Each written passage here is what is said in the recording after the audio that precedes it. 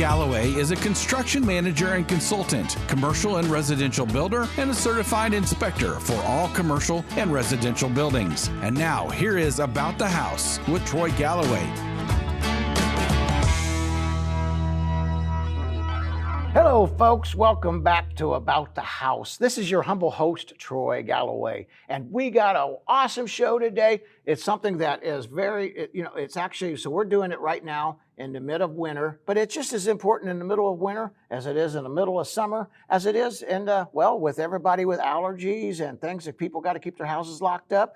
And like on a lot of our buildings, like our tall high rises and our condominiums and such that literally don't have the opportunity to open up windows, this show is absolutely perfect for you. But you're wondering, what is that, right? Well, it's about, which I've been promising, indoor pollution, or pollutants that we actually are creating or that we have inside our home. And the more we keep our houses locked up, the more we actually have these problems. But hey, let me tell you a little bit about me in case you are brand new to the show. My name's Troy Galloway, as I've already said, but I'm the owner of Galloway Building Services. Now, you see that this here is actually, show is being sponsored by Construction Consumer Advocacy Institute. Say that fast 3 times, huh? But anyway, so what our advocacy is it's about educating people about everything about construction. It's kind of like Consumer Reports, but just for construction type things. Anything about your house that you may want to learn. And About the House has always been about education and about teaching people different things about your home and how to help you and stop from being ripped off. As a matter of fact, that's how I came about writing this book that you see in front of the computer here, and how to hire a contractor. And listen, if you folks come out there too, and I don't have a site to that, but if you go to the Construction Consumer Advocacy Institute, www. Yada yada, go to our webpage and sign up, you'll get this book for free. It's a $25 value for no cost, just by signing up for our for the Institute. And what you'll get with that is, with the Institute, is you'll get coupons and tips and all kinds of stuff from manufacturers for products, from different kind of contractors and such, that you'll be able to learn more about. Save some money, learn about what you're doing, make sure you don't get ripped off.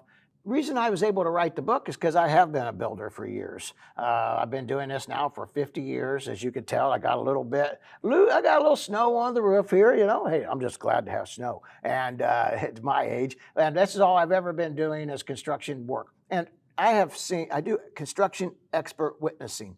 And we do that through GBS, but I also do it through the Construction Consumer Advocacy. So if you ever have a problem with your construction project or something, or if you have a question about it, you want to make sure it's being done right, that's what I've always been hired for. So what I see is the same problems happening over and over and over again.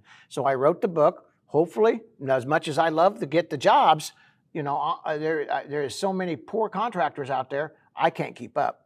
So I thought, let's write the book, help people. And like I said, you sign up at our Construction Advocacy and you will get that book for free. So what you got to do is you got to sign up and then hit comments on this video too. If you hit comments or anything like this on it, hit like, subscribe, and comment. And say, hey, Troy, I saw your video, watched it all the way to the end, and I would like to get one of your free books. That's $25 value.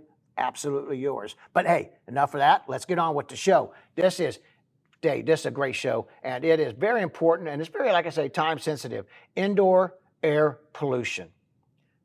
Yeah, ain't that crazy? And but actually, indoor air pollution is probably even worse than outdoor air pollution, especially in some environments that it is. But let's just kind of go into it. We're going to go into the types and the pros and cons. But every day we have to, basically every day we have to breathe to live. But if we continue to breathe polluted air, what's happening with that? Well, studies are showing us air pollution is worse than inside than outside. And it's adding a lot of cost to respiratory diseases and like asthma, allergies, health concerns. I go into a lot of homes and people think that somebody's done something wrong or they're having problems. And basically what it is it's the indoor air pollution. And we're going to talk all about that. We're going to talk about the different kinds. We can't hit every tiny little thing today because the show is limited to its time, but we're going to hit on the main things, and everything that we're going to be touching on pretty much are things that you as a homeowner or a landlord or a tenant can do for yourself. So think about, well, I want to jump right in there and talk about that. You'll want to do this, especially if you got somebody that's having health issues in your home. You know, I don't know how many times I hear it. Troy, you know, we're in this house, we're sick, we go out, we're gone for a few days, a day or so, I start feeling better, my eyes are clearing up. They don't understand what's happening. So I'm hoping that this show will absolutely help that and to teach us what's going on. All right, sources of indoor air pollutants. All right, well, you know, our bathroom, which you see right here, our bathrooms, well, we get mold and mildew and all kinds of pathogens that are happening in there. You know, our bathrooms are really very unhealthy. I know that's where we got to go to get clean, but they're very unhealthy. Actually, go check out one of my videos of the past. We got the great fart fan debate. You'll love it. Fart fans are not designed for farts, right? They're not, even though they might help, depending on how bad, but honestly, they are for getting the moisture out of your bathrooms. So I know it's a fine line, it depends on where you're at. Sometimes it's good to have moisture in your house, especially on a cold winter day, have a little bit of moisture into it. But if you start seeing any of these kind of mold or any kind of issues, which we're going to talk more about that as we get into it, you want to take care of that. And turn down fart fans on. Right? The exhaust fans on, get that air out of there and get that moisture out of your house and get it all the way out of your house. Another one is your air conditioning units, and because they're unable to remove any, the pathogens. Also, that we call it, which we'll talk about, VOCs, things like that. You know, they literally will take this poisonous air or polluted air or both and send it throughout the house and make it even worse. But that's actually all over with everything. Living like in the living room area, which actually I say living room area, it's also bedrooms for us dog lovers.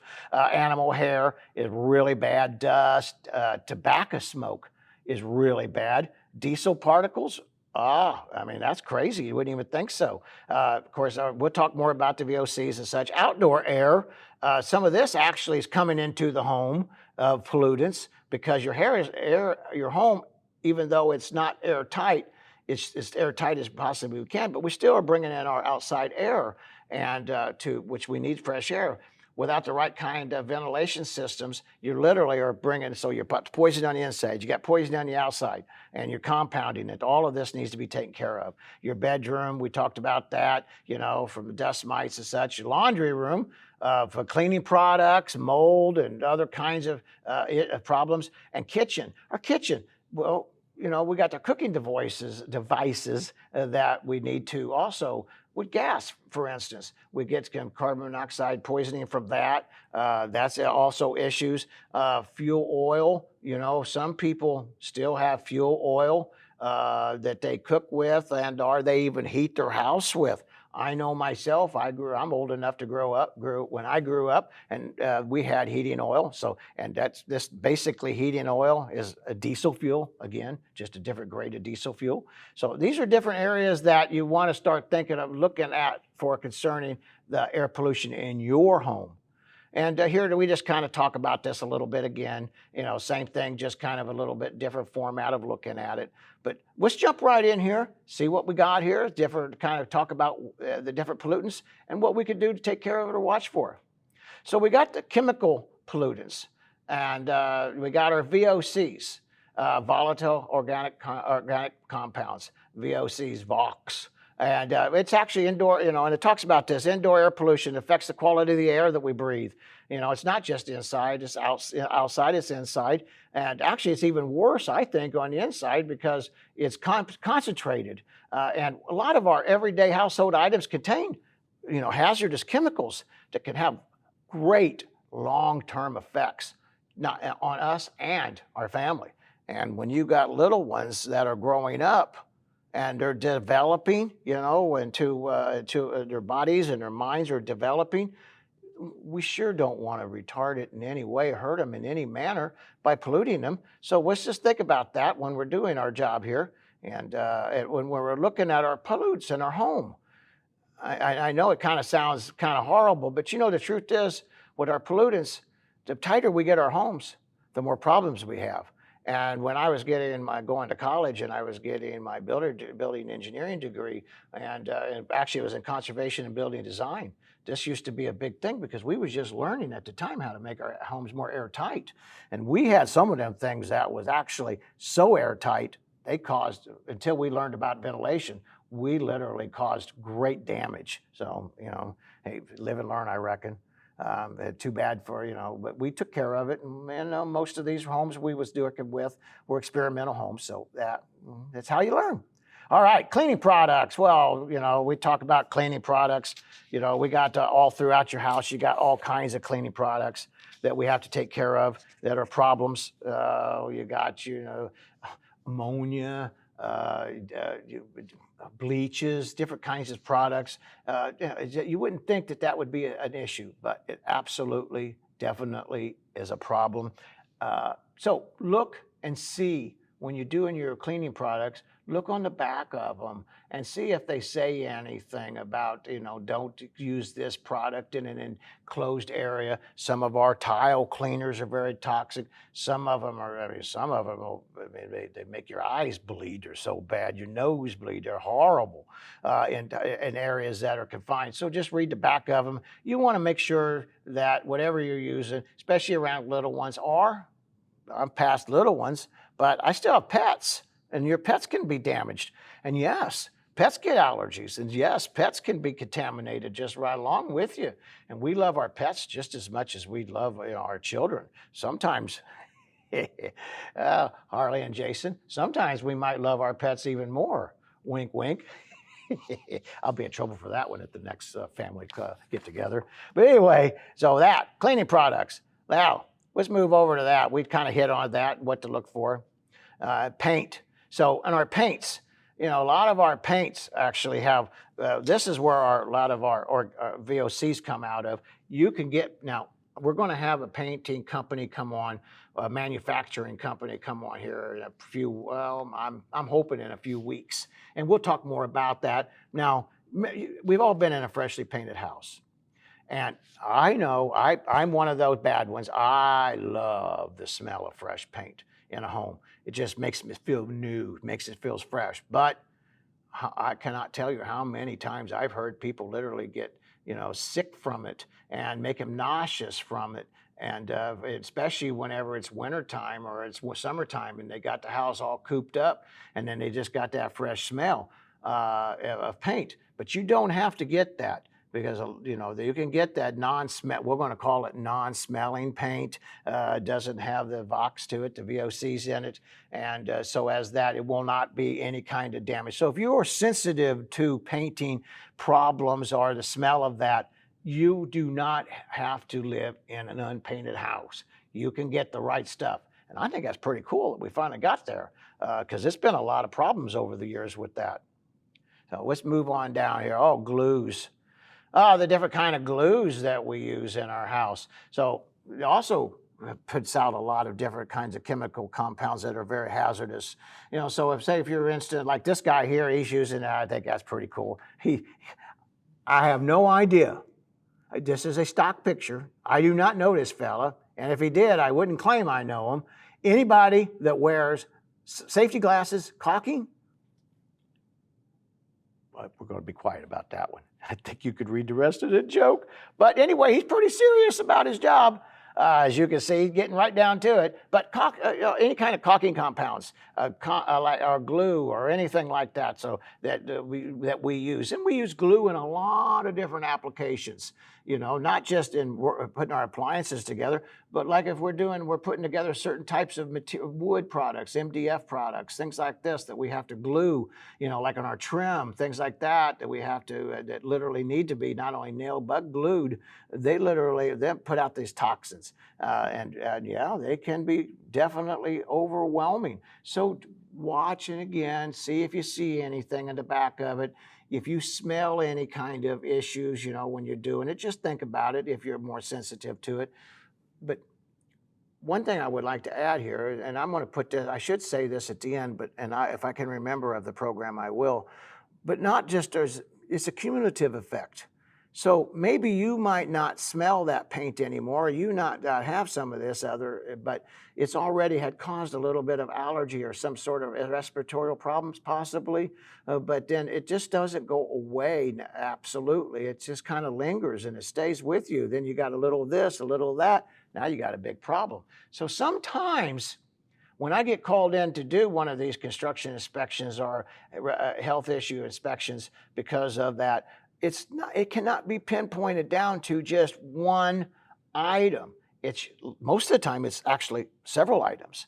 And that's what prompted me to want to do this show, to talk about that. So glues, think about your glues and make sure that all our glues are, safe to be used indoors. And if they're not, let's just think about what can we do to make sure that just keep our house open or ventilated or fans or something, or do it whenever we can do that. So let's move on down here to some more of our problems that we see, and that's carbon monoxide, CO. Now, carbon monoxide poisoning, we actually have carbon monoxide testers in the home, and it's code in most all places now, that if you have any kind of gas-fired appliances, and I'm 100% all about gas-fired, natural gas or LP, and please, I am not wanting to discourage this because there is no need for that.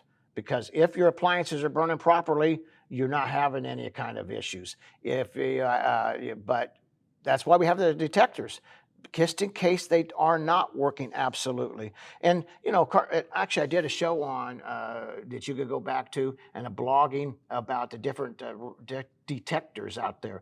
And so I'm going to default back to the other radio shows and back to our other blogs. And you could get the same blogs right there on our consumer advocacy when you sign up for it to learn more about it. But anyway, that, the different type of testing that you need to do too, because it is colorless and odorless. You don't see it, but boy, high exposures to CO can definitely lead to headaches, nausea.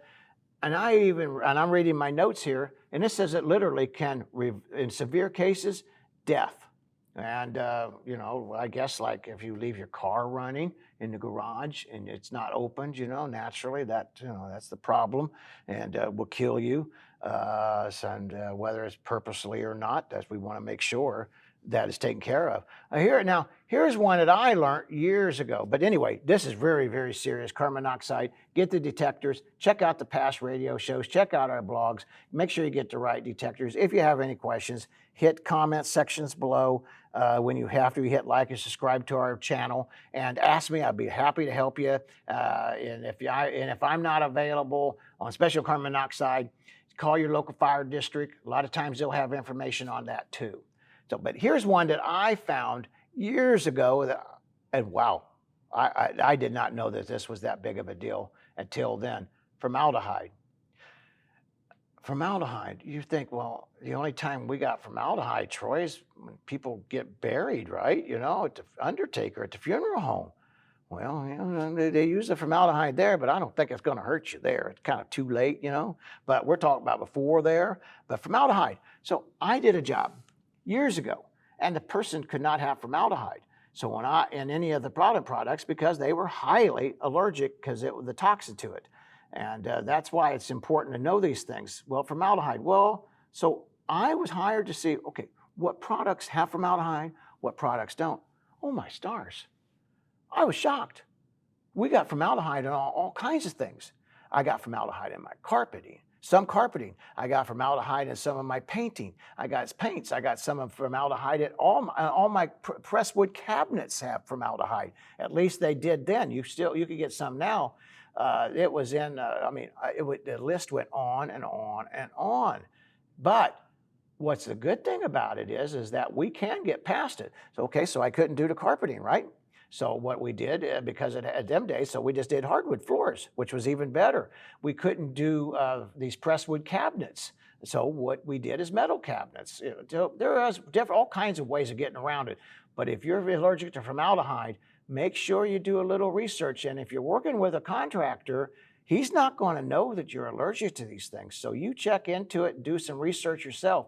And when you join our advocacy, we're going to have a whole list of different things of what causes, what's got formaldehyde, which doesn't. It's not up yet, but by the time you get this and you sign up for it and subscribe to our station, you will probably, our show, and sign up to our advocacy, you will definitely be able to get that. And that's kind of some of the things that you don't get if you're not a member of it. You get some of this free information, but this other stuff, you're going to get it free because you've already signed up for it, because you've already taken advantage of this opportunity I give you at the front of the show and at the rear of the show. But formaldehyde, make sure that it's taken care of if you're allergic to it. And, wow, I never didn't even dawn on me that this was much of an issue. So but anyway, we move on to something else here that I think more people are familiar with, and that's asbestos. Asbestos. Now, asbestos is a big word. We do a lot of things with asbestos that we don't, we got hard asbestos, we got soft asbestos. And I know that there's been some debate amongst the environmental crowds. If you're allergic to asbestos, and your doctor says that, any type of asbestos, be aware. But hard asbestos, like on our asbestos siding on our homes, things like that, that's really not the same kind of a problem as soft asbestos. Or when the lawyers you hear on TV are suing and you can get, join in on lawsuits for asbestos, boiler makers that used to use a lot of it. We used to have a lot of it in our homes. Oh, and actually, once again, I want you to check out our past radio show that we did several years ago. I think it was probably 2 years ago with Ryan Spell, sharp young man, and he does remediation for just that, for asbestos. But anyway, so you get soft asbestos is what we're really watching for, and that's our biggest problem. Health-wise, I'm not saying the other isn't, but our biggest problem. Oh, real quick, so when we get hard asbestos siding, this is the crazy thing, just to show you exactly my point here. Hard against soft asbestos. So when you got the hard asbestos siding on your house, it's bad, it's not good. We talk about it, but you have to pay, at least in the Midwest here, I have to pay extra for a dumpster to put my hard asbestos siding in. I can't mix it in with the rest of the trash. Okay, that all makes sense until they pick it up and they take it to the dumpster. Now, they don't put any type of lid on top of it that's going to keep the air from flowing out of it. So that truck's driving down with that dumpster on the back of it, and that air is flowing out there, that dust is going everywhere. So it's going into the environment. But when it gets to the landfill, they dump it right beside my other trash. They don't dump it in a specific landfill spot. Now, I'm not saying certain states don't, or certain states are not evolving into that, but apparently it's not that big of a problem that they have to worry about. But soft asbestos, where do we see soft asbestos at? Well, you're going to see soft asbestos, say for instance, around our ductwork. Our older homes always had that wrapped around our ductwork for insulating values. And that's I'm not going to talk about how remediation or anything. I want you to go back and listen to our radio show that we did then on that. But that'll tell you more about what to look for, how to take care of it. But around ductwork's a bad spot. Another one, believe it or not, is inside the ductwork, which I was shocked about that too. And Ryan talks about that on our show, about what type of grates, when the timing is, the years and stuff. We don't have that happening in the newer homes, but we definitely do on the older homes. And we still have a lot of older homes out there that has to be taken care of. And that's soft asbestos, so that's really dangerous. So just think about that being an issue that we want to make sure is taken care of, or at least you're aware of it and know how to take care of it. Don't just start ripping it down. Now, honestly, I think a lot of people in my age generation, we tore a lot of this asbestos out of the houses. We didn't know it was dangerous. We tore it out, we put up, and didn't have it. Actually, back when I was doing it as a younger man, we didn't even have masks to even put on, even if we would have known it was a problem. That would have been adequate for them little fine fibers of asbestos. But now, you can get these type of ventilator systems for your mouth and face, and I highly recommend that you do that. But for a lot of us, it never caused any trouble. But then again, how many of us that are dead at my age, you know, I'm not that old, but how many of us dead at that age from cancer that maybe had some of that? Remember that cumulative effect that we talked about earlier. So it's something to be seriously thinking about. And you drag a lot of it, we're still bringing in different kinds of asbestos in on different products that we bring into our house. So if you're, think about that and do a little research, check our show out. Anyway, let's move on to the next one. And I know everybody's heard tons about this one. And radon. Radon. So basically what radon is, it's radiation poisoning. And let's see if I can find a little bit of notes on radiation here. Radon. Well, it's a radioactive gas, and we talked about this on some of our shows. And exposure to it definitely can lead to lung cancer. As I am being told that it is the first, second is the cigarette smoking for lung cancer. If you don't smoke, you can still get lung cancer from radiation or radon. You hear me hesitate. Radiation is one of those things that helps you or kill you. We use radiation for helping with cancer. We use radiation for all kinds of different things. So it's a matter of moderation, but if it's constant exposure to it, you're getting a lot of moderation. But I got family and friends that I live in California, and I probably other states, but California, the air pollution is so bad that they're getting lung cancer, whether they're around any formaldehyde, asbestos, or radiation, or anything, just from the air. So, I don't know what to say about that, but you just want to make sure. Now, you've got ways of, once again, we got radio shows in the past that talk about radiation, just specifically dedicated to radiation, radon. And so go to our shows and listen to that, because that's a lot more in depth. But this is our indoor air pollution that we're wanting to watch out for. And it's a simple fix. Now, see right here, this is the most popular way. And what we have here, and this real quick fix, not this here, this actually is my high energy efficient furnace, but right here. And what it is just a vacuum, it's a little fan right here. And they just continue to put a vacuum underneath the footing of your foundation, up underneath your basement floor, which then takes out the radiation. There's another way too that we did for years before this system come up that actually worked quite well, and it's much cheaper. And what we would do now, I'm not saying this is going to pass any radiation courses if you got to take the test, because they're selling product. I'm trying to sell you a solution. I'm trying to give you solutions. But we would just take a 6-inch, sometimes a 4-inch, but I would always like to do a 6-inch PVC pipe. I'd stick it right into my concrete floor down below, kind of evacuate a little area around it, so as that releases that radiation gas would go right there. And then I would run that PVC pipe up and out of my house. And that PVC pipe would be high enough that it would act as a chimney and create a vacuum, a natural vacuum. And that would draw the air out by itself. And it usually worked pretty well, unless you was in a super high area of radiation. But radon is one of these crazy things that if I test for radon and it rained heavily or had a big snow and it melted down, my radiation levels goes up because the moisture pushes it up. But if it's been dry for a long time, the radiation, then you won't have as much problem sometimes, and then it settles down. So if I get it tested and I'm really literally below any kind of problem areas, then that doesn't mean I might not get tested after a big rain or a storm or something and push it up. So just think about that being things to be watching out for. But it's real simple to fix, and it is something to be taken care of and watch out for. You get radiation off your cell phones at low battery. You get radiation off of your TV set if you set too close. Back in my younger days when color TVs first came out, yeah, I'm that old. When color TVs first came out, and I'm just talking to my producer. He's telling me about this fancy new TV for $2,000 some.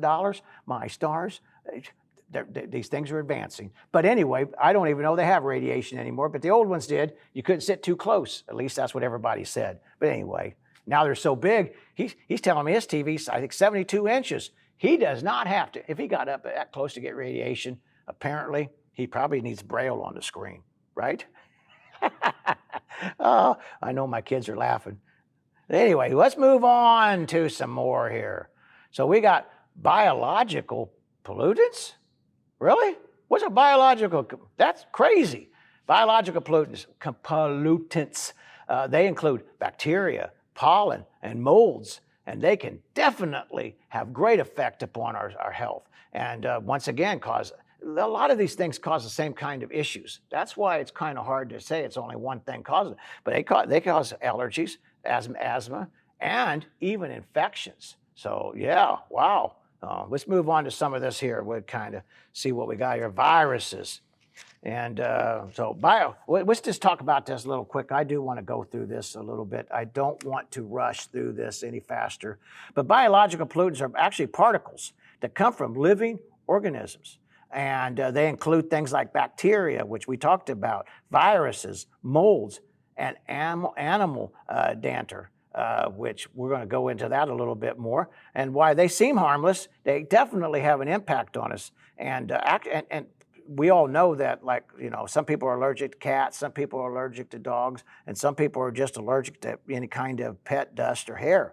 So we want to make sure all of that's taken care of. And if you really want to learn a whole lot more about it when you do sign up and you get the blogs, I go into a lot more detail than the show here because we are time constrained here about how much time we can get in here. But we do want to make sure that that's taken care of. And viruses, they're definitely a problem. And it's kind of gross, you think about it. That these living things are, they're all around and they're living in our houses. They're living right with us, literally living beside us. Now here's about bacteria, and we got different types of bacteria. Some of this stuff I didn't even quite know all this until I was doing the research for this radio show. So, look right here, you got the 4 different common forms of bacteria, and some of it we've heard about, some of it we haven't. Of course, it's not something, and we want to learn more about where all of this actually is coming from, the different types of this. I want to think about that. Okay, and we'll move on here. And I see some really great information on. Like I said, I got some whole lot of more better information. Whole lot more better, is that even a word? Anyway, it is today. Yeah, but there's a whole lot more information to drill deeper into this because these are very, very serious issues, especially the more we want to make. Heck, we got to make our houses airtight. We can't afford to pay these outrageous gas prices or electric prices, to keep our houses warm. And they're only going up, especially with the nuts running the place now. Seems like it's even getting more expensive than it used to be. Which I didn't go into that, but wood smoke, was another one that we have. And I burn firewood, so that's a big pollutant also. But I didn't even mention that in this here because most people don't burn firewood, but us country folks, we still do. So we want to move on here to different types of stuff here. Now, let's move in here to molds. We got past bacteria. Like I said, you know where to find that at. So let's move on to molds. Mold. We all know, and we hear a lot of mold issues.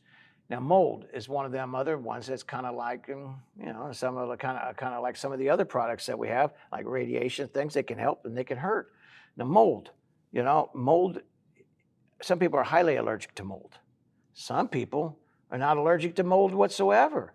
I happen to be one of those that mold doesn't bother me at all. So I'm lucky enough that I can even go into any of these houses that have it. But other people are extremely sensitive to molds. And it all started, actually, the lawsuits and stuff started in the early 2000s. And it was over an insurance. The true story is, it was over an insurance claim. The woman said your contractor didn't do a good enough job and she didn't want to pay. And the contractor said, I did. And she said, well, you didn't take care of the mold. And anyway, they took it to court. Contractor, insurance company lost. And now everything's about mold. And apparently it is, a problem for some people, and you want to think about that. But mold is not just outside, but it's inside, and it's in everywhere. As a matter of fact, us that live in the Midwest or down south, we have probably some of the worst of the mold because it's inside and outside, whereas up in our colder climates, they might have the mold on the inside, But when it gets down around 0 or so, you know, that the mold kind of goes dormant, and it doesn't. It's not a problem. But mold. So what we have is mold. Is there different types of mold? And actually, when you do this, and I haven't put this into a blog yet, but I'll give you a scientific report, and it talks about all the different types of mold that we find here in the Midwest. But mold. So we got penicillin's mold. Well, penicillin saves lives, also helps with other problems, wink, wink. But also, my father-in-law, who's, you know, God rest his soul, he actually almost died because of the penicillin shot, because he was so highly allergic to it, and he didn't realize it. So yeah, well, here's a quick story of mold. So I'm in here and I'm talking to I went to the doctor, had to get the old man test a few years ago, and he said I had abnormal nodes. So naturally, my wife says, "What the heck is a node?" What the heck? I don't know what a node is. So she sent my butt packing up back to the doctor. So I had to go back and ask him, "What's a node?" And he said, "Well, it's mold. You just happen to have an abnormal amount of mold growing inside your body." He said, "But almost all bodies, human bodies, have mold, and I guess all living bodies have mold that literally are growing inside of them." He just, because I am a Marine Corps Vietnam vet, air vet, and so I've spent long times behind, you know, in the jungle where high mold. Well, he said it's growing inside of me, and he said not to worry, we just note it and just keep track of it. So there you are. But if you're allergic to it, you want to make sure that you take care of it, and that's not a problem, because this could kill you, and it makes a lot of people sick.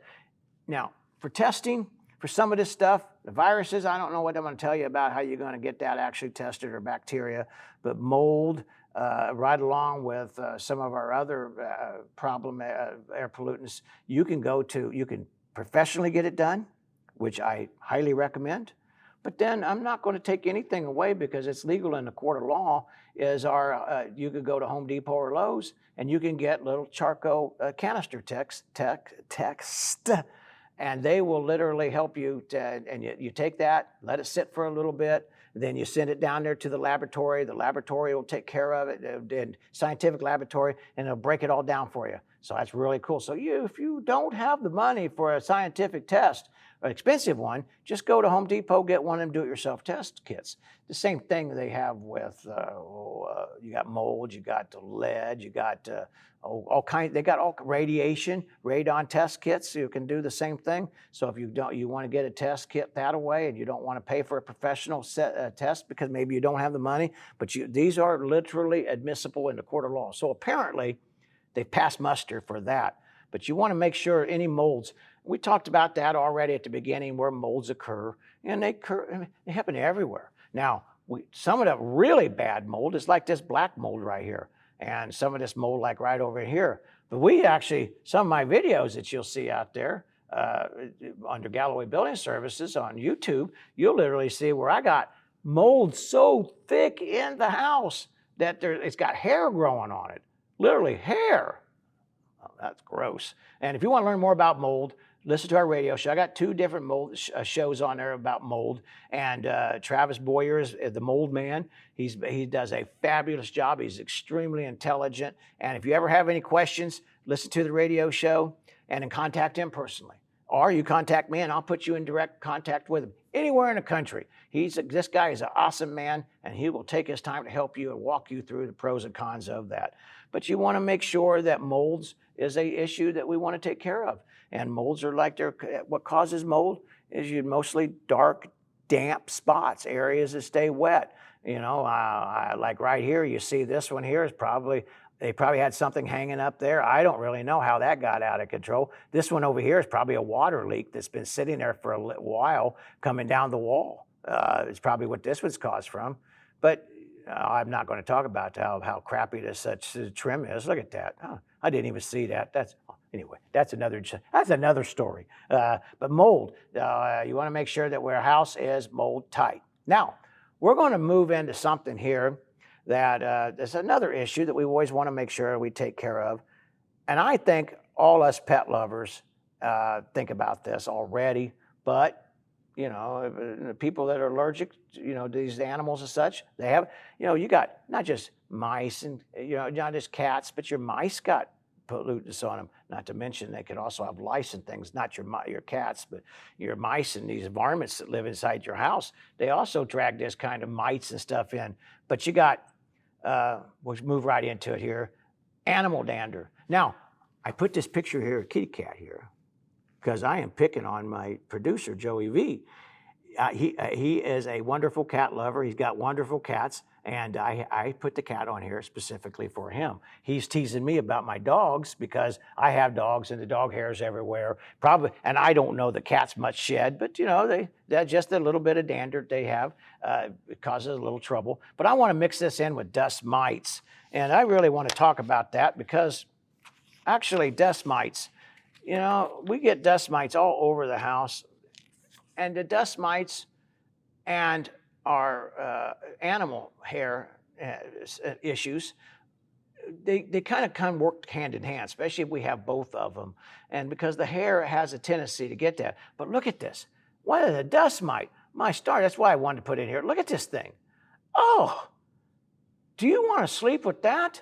That's worse. Well, I know people that's got ex-wives that look better than that. Come on. Ugh. And thinking that this is crawling around on you at night or through your house and through your clothes, in your dressers, in your closets. And believe it or not, that dust is not just only in that, but it's inside the ductwork. Remember, we talked about that earlier on ductwork. And every time that furnace turns on, you're just blowing them things everywhere. And it's not just dust mites, but we got bed bugs and all kinds of lice and things that are coming in, and they love to live in them kind of places. So dust mites are just nasty, nasty things. And so it's so important. Dude, we don't have to be rich to keep some of this stuff down. We can just be diligent and try to live as clean as possible. I know that it's almost impossible to keep everything absolutely clean, and you're always going to have dust, and always going to probably have dust mites, but we want to keep it down to a minimal. I mean, like, how often do we actually pull our stove out from behind, away from the wall to get behind it, or we get in behind our refrigerator and clean in behind that? I mean, I know we got our spring cleaning and we got our fall cleaning, but we don't, that dust happens quicker than every twice a year. Now think about that. Or you too can have these lovely critters living in your house, living in your bed. And we don't want them on our kids. We don't want them on our cats or dogs. We don't want any of it. First time I saw one of them things, I don't know what was more gross, looking at the dust mites or live bacteria growing. They're both unbelievably sick. All right, so here's a way we can actually test for all these things. And we talked about that a little bit, but here's a scientific method, which I think was very important. Start with a question. Do you have it? Why am I sick?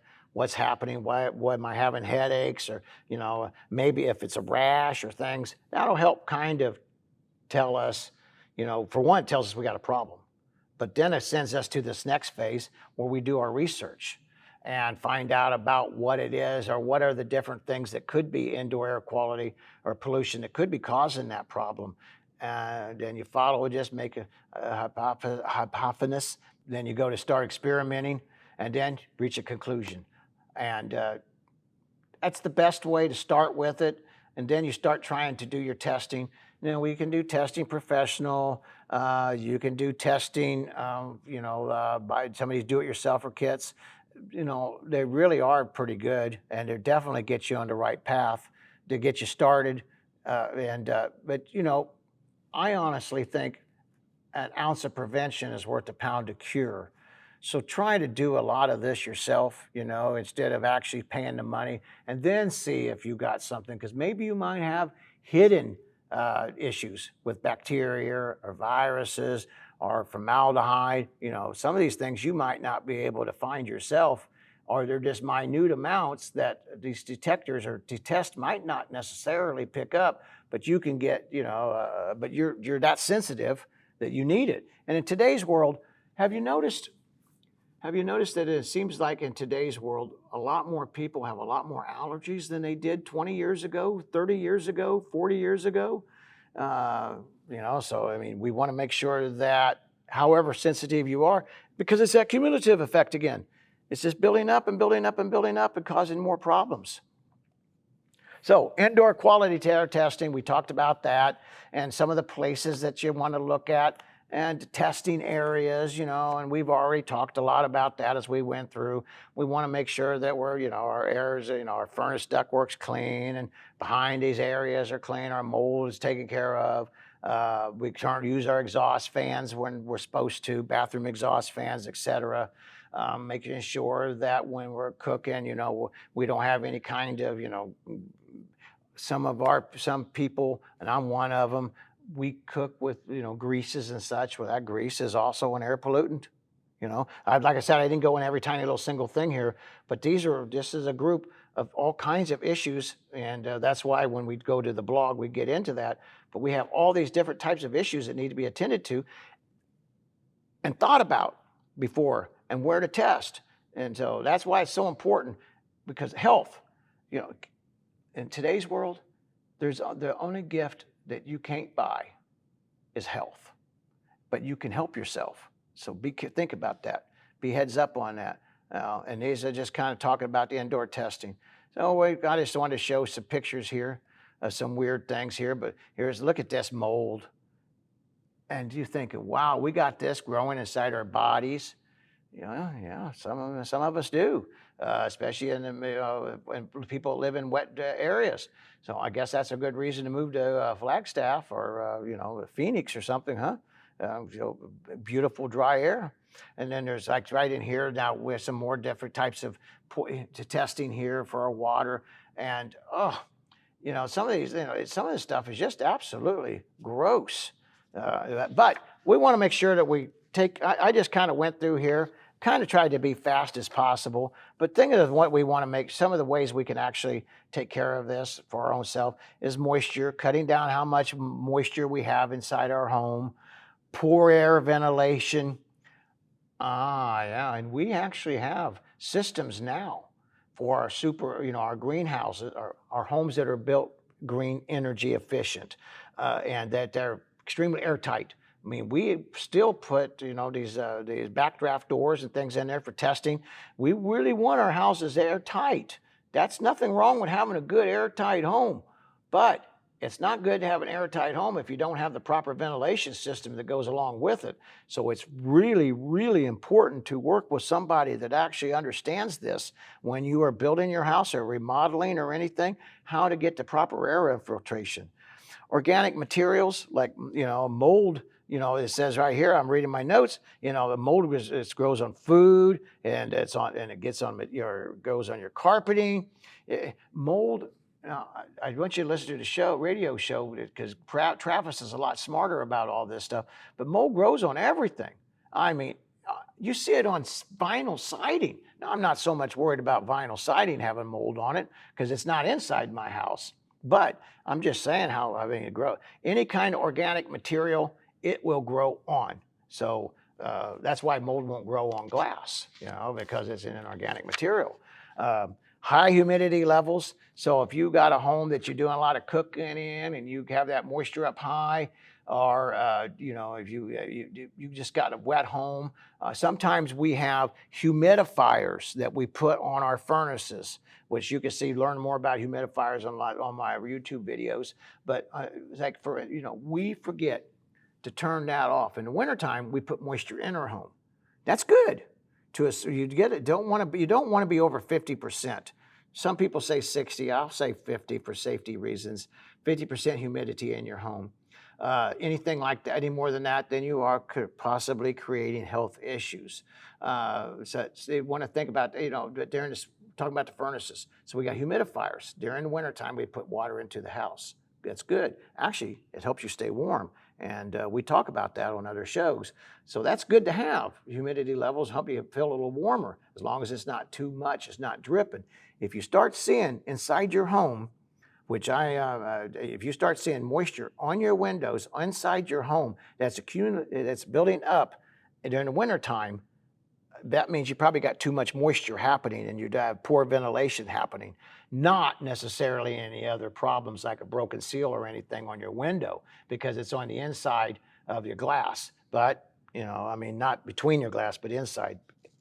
Moisture between the windows, the panes, that's a different story. But think about that.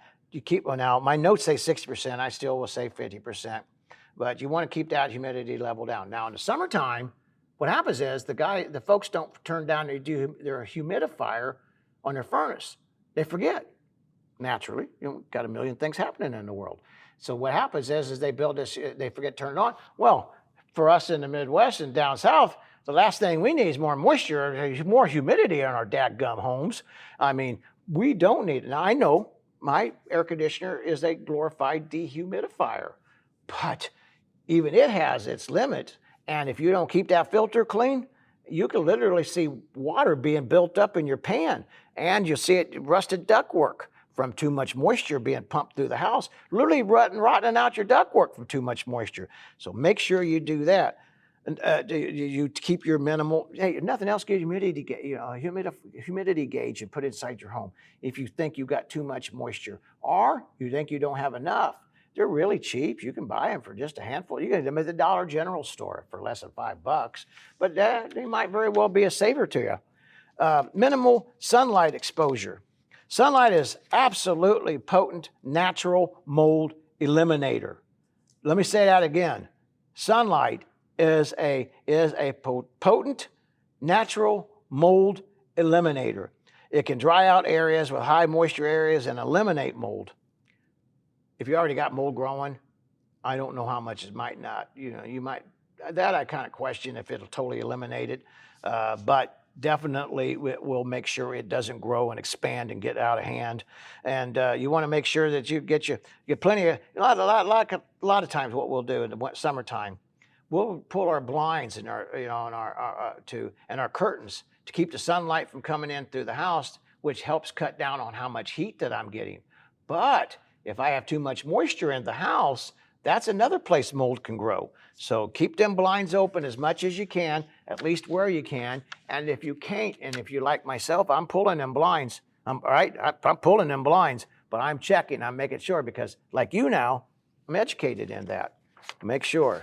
Anyway, we talk about dust mites. We talk a little bit about that too, and dust mites, and they're on bedding, your clothing, your carpeting, your soft materials.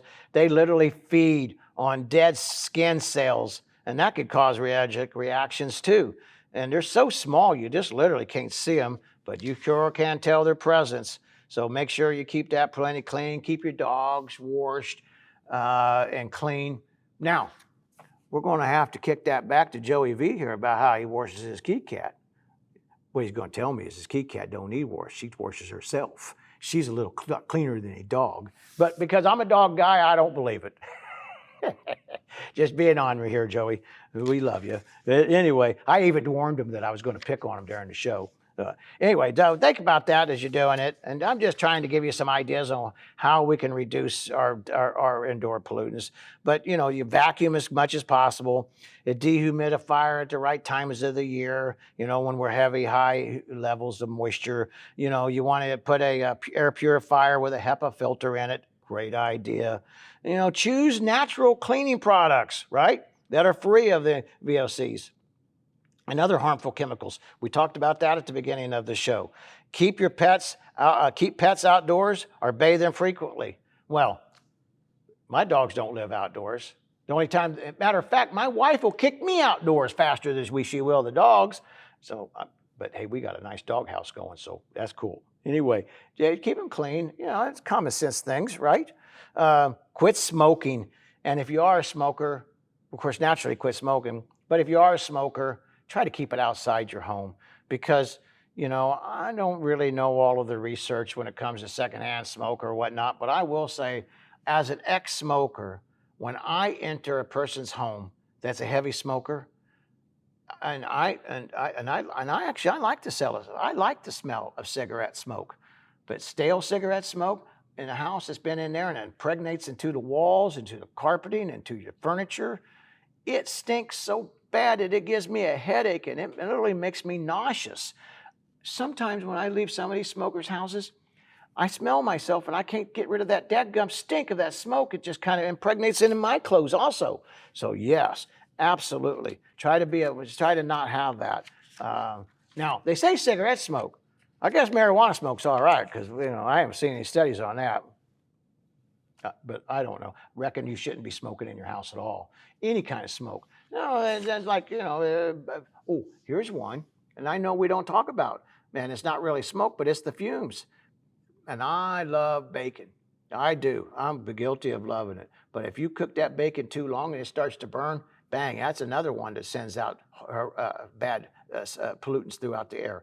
Anytime you burn anything on the stove, that sends out bad pollutants. So try to be a cook that pays attention, and you don't burn your food. But these are things to make sure that you take care of.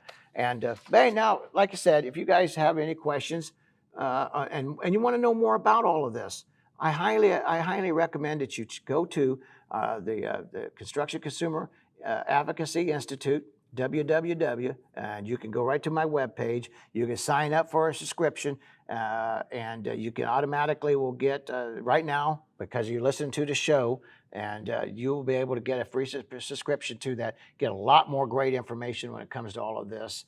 Also, too, if you sign up now, you can get this free book on how to hire a general contractor. That right there could save you thousands of dollars, let alone possible family issues, concerns. Wow, that's a problem by itself. And if you actually, at the end of this radio show, and you listen to it, you hit comments below, hit like and subscribe, and hit comment section, say, Troy, I watched the show, I'd like to have the book. Hit me up. We will touch base. We'll get where I can send you an ebook to that, and you can actually help yourself too. And also help you with getting a good free subscription to the advocacy. Right now, this is all fairly being developed, and so, but by the time you see this show, we probably are well far advanced, because this show goes all over the North American continent, and we are going to push this heavy because it is that important for everybody's safety. We're all pulling this wagon together, folks, and we need everybody here working together. And if we all kind of educate ourselves, we won't have these problems. Well, thank you very much for watching our show. I appreciate you. And thank you, Joey V, for being our producer. And please don't hate me for the kitty cat stuff, but I warned you. Luckily, he's known me for a few years and he still tolerates me. Well, God bless you all. Thank you. And hey, hit comments, ask any questions. I love to answer questions. I used to teach building science at the college. Right now, I'm not doing any teaching. So as you can see, I'm kind of overwhelmed and wanting to talk to somebody. Give me a holler. Thanks, folks. God bless you.